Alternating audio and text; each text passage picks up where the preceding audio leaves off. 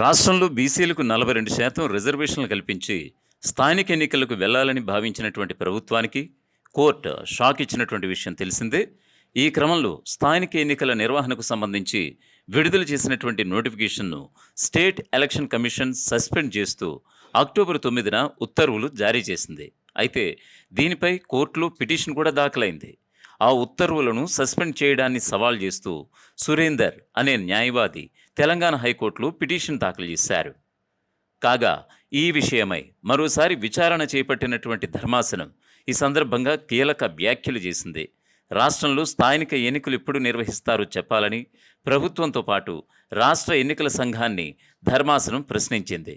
అయితే కోర్టులో వాదనల సందర్భంగా ప్రభుత్వం తరపు న్యాయవాది ఎన్నికల నిర్వహణపై కీలక వ్యాఖ్యలు చేశారు. బెంచ్కు తమ అభిప్రాయం తెలిపేందుకు మరింత గడువు కావాలని ఆయన కోరారు.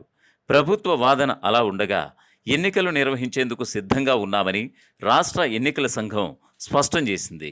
ఈ క్రమంలో ప్రభుత్వం తన అభిప్రాయాన్ని వెల్లడించడానికి దీంతో కేసు తదుపరి విచారణను ధర్మాసనం ఈ నెల 24కు వాయిదా వేసింది. తెలంగాణ హైకోర్టు నుంచి పెద్ద అడ్డంకి ఎదురైంది. స్థానిక సంస్థల్లో బీసీలకు 42% రిజర్వేషన్లు కల్పిస్తూ ప్రభుత్వం జారీ చేసినటువంటి జీవో నెంబర్ 9పై హైకోర్టు స్టే విధించింది. ఈ అంశంపై సుదీర్ఘ వాదనలు విన్న న్యాయస్థానం విడుదలైనటువంటి ఎంపీటీసీ, జెడ్పీటీసీ ఎన్నికల నోటిఫికేషన్ పైన కూడా మధ్యంతర ఉత్తర్వులు జారీ చేసింది. ప్రభుత్వం 4 వారాల్లో కౌంటర్ అఫిడవిట్ దాఖలు చేయాలని ఆదేశించినటువంటి విషయం తెలిసిందే. బీసీ రిజర్వేషన్లపై తదుపరి విచారణను 2 వారాలకు ఆనాడు వాయిదా పడినటువంటి విషయం రాష్ట్ర వ్యాప్తంగా అందరిలోనూ తెలిసిందే. తెలంగాణ రాష్ట్ర ప్రభుత్వం జారీ చేసినటువంటి జీవో నెంబర్ 9పై హైకోర్టు మధ్యంతర ఆదేశాలు జారీ చేసింది. స్థానిక సంస్థల ఎన్నికలకు సంబంధించి ఇటీవల విడుదలైనటువంటి నోటిఫికేషన్పై వివిధ పిటిషన్లు సైతం దాఖలయ్యాయి. పిటిషనర్లు తమ వాదనలు ప్రభుత్వ జీవో ద్వారా ఎన్నికల ప్రక్రియలో అన్యాయం జరుగుతోందని, కొన్ని వర్గాలకు అనుకూలంగా మార్పులు జరిగాయని పేర్కొన్నారు. ఈ అంశాలపై ప్రాథమిక విచారణ జరిపినటువంటి హైకోర్టు జీవో నెంబర్ 9 అమలుపై స్టే విధించింది. అంతేకాదు ఎంపీటీసీ, జెడ్పీటీసీ ఎన్నికలకు సంబంధించి విడుదలైనటువంటి నోటిఫికేషన్ పైన కూడా స్టే విధించింది హైకోర్టు ధర్మాసనం.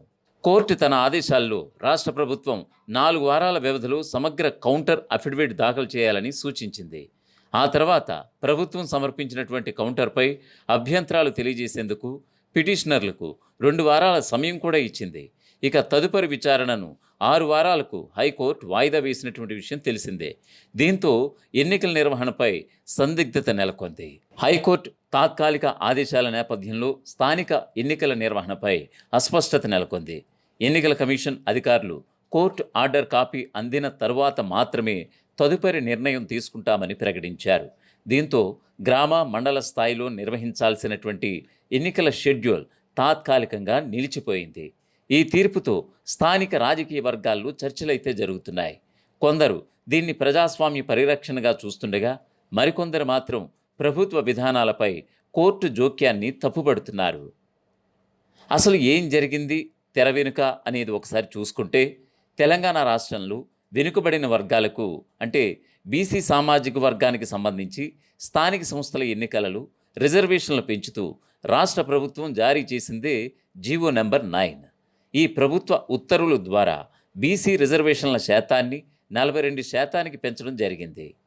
జీవో నెంబర్ 9 ప్రధాన ఉద్దేశం స్థానిక సంస్థల ఎన్నికల్లో బీసీల ప్రాతినిధ్యాన్ని వారి జనాభా నిష్పత్తికి అనుగుణంగా పెంచడం. గతంలో 25% ఉన్నటువంటి బీసీ రిజర్వేషన్లను 42% పెంచడం ద్వారా సామాజిక న్యాయాన్ని సమకూర్చాలని ప్రభుత్వం ఉద్దేశించింది. ఈ పెంచిన రిజర్వేషన్లు ఎస్సీకి 15%, ఎస్టీకి 10%, ఇలా ఈ రిజర్వేషన్లతో కలిపితే మొత్తం రిజర్వేషన్ల శాతం 67%కి చేరుతోంది. అయితే వివాదానికి మూల కారణం ఇక్కడే ఉంది.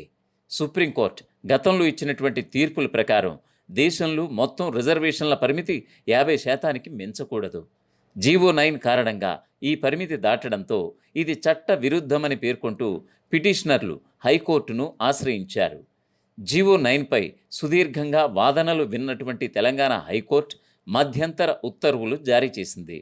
బీసీ రిజర్వేషన్ల అమలుపై తాత్కాలికంగా స్టే విధిస్తూ నిర్ణయం తీసుకుంది.